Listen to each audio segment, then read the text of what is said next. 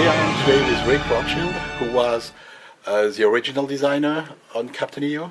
Is this? Well, I was. Right? I led the creative team that developed the concept, and then I followed through as the ongoing show director and all the environmental and in-theater effects that were developed, and basically acted as the principal for Imagineering and part of this very large collaborative venture that included many others, individuals beyond just the normal Imagineers. And I think I saw an interview on YouTube where it was filmed when they reopened Michael Jackson some months ago at Disneyland in Anaheim.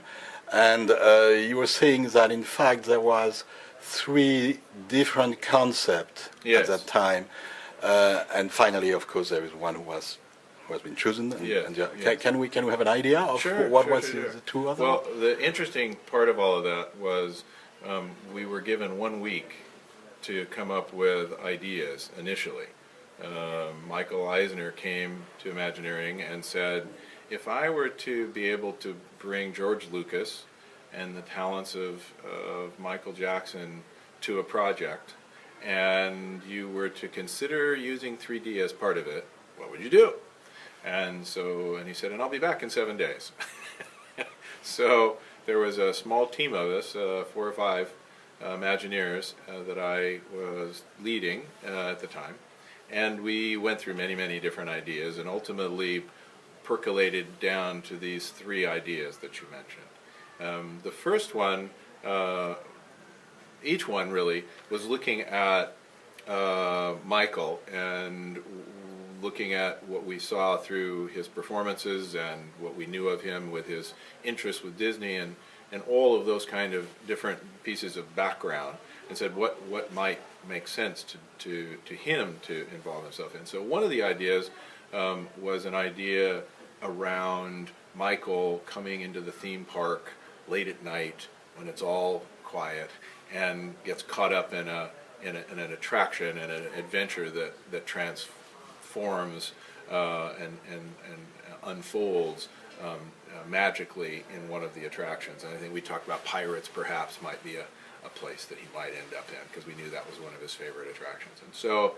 that was the third idea. The other 2 ideas shared really a common story thread, because we really liked the story thread, but we saw 2 different ways to interpret it. And the story thread, which is the principal story thread of Captain EO, is this notion of Michael, through his music, transforming the world and making the world a better place, which was clearly throughout his career a part of what he saw his relationship was to his fans and what his music was about.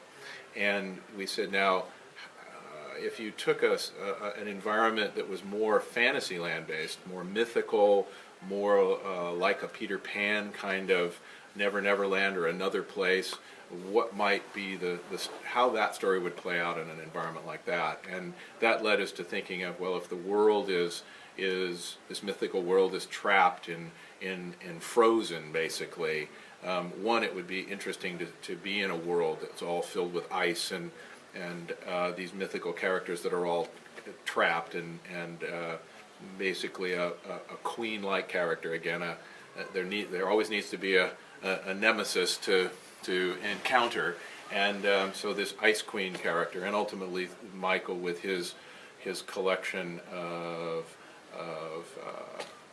compatriots who, in this case, we saw him more like an elfian kind of character. So he had a certain mythical magic and fantasy-based magic, like Peter Pan or other characters like that. And ultimately, again, through the confrontation and ultimately the power of his music, that music transforms the world into a beautiful, blooming, wonderful place. And then the other idea, which we actually pitched originally with the title The Intergalactic Music Man, was the basis for Captain EO, which is that same story, as we know it, set in a more science future or science fiction kind of world. And that one, to us, was the one that most strongly, relative to what George Lucas's cadre of work body of work was at that time seemed to fit the most. And so that was the one that was the strongest for us.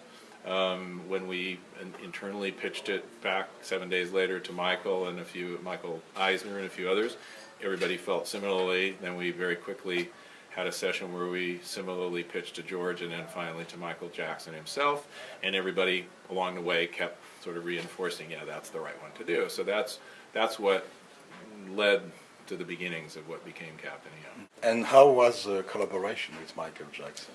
You know, the collaboration to me is part of what drives Disney, and particularly Imagineering generally, is that the internal collaboration, and in many cases, Disney Imagineering embraces outside talents in the process of creating an attraction. In this case, we were embracing massive talents across the Hollywood community, and I think the wonderful part of the experience really was that everybody that came to this project was intrigued with it, in part because they could put on the hat of an Imagineer and could be part of a collaborative process. And so everyone who became involved in this, from Michael Jackson to George Lucas to Francis Coppola to the many, many other talents throughout the Hollywood community, all embraced it that way. And there were, I mean, the Imagineering was never separated from the process, and yet the process, because it was involving, you know, filmmaking that is not part of Imagineering's normal primary forte.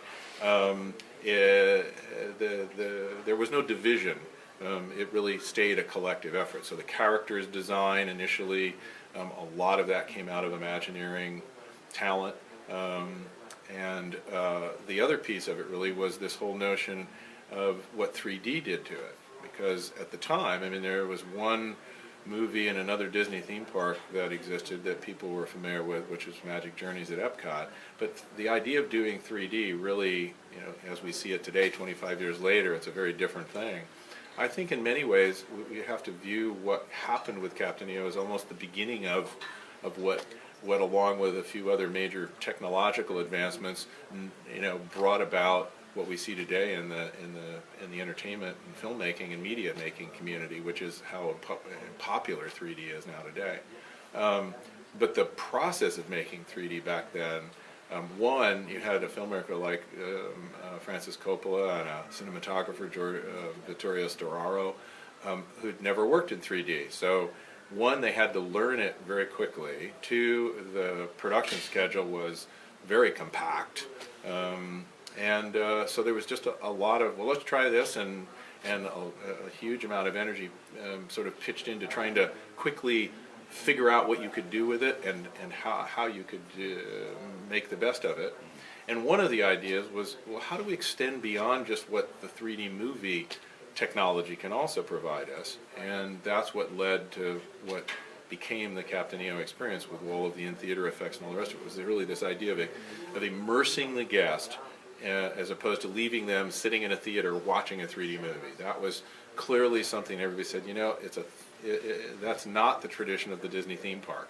The tradition of the Disney theme park is immersive experience for our guests. So 3D certainly is immersive in its qualities, but what else can we do? And that really led to the rest of what we did for that opening attraction.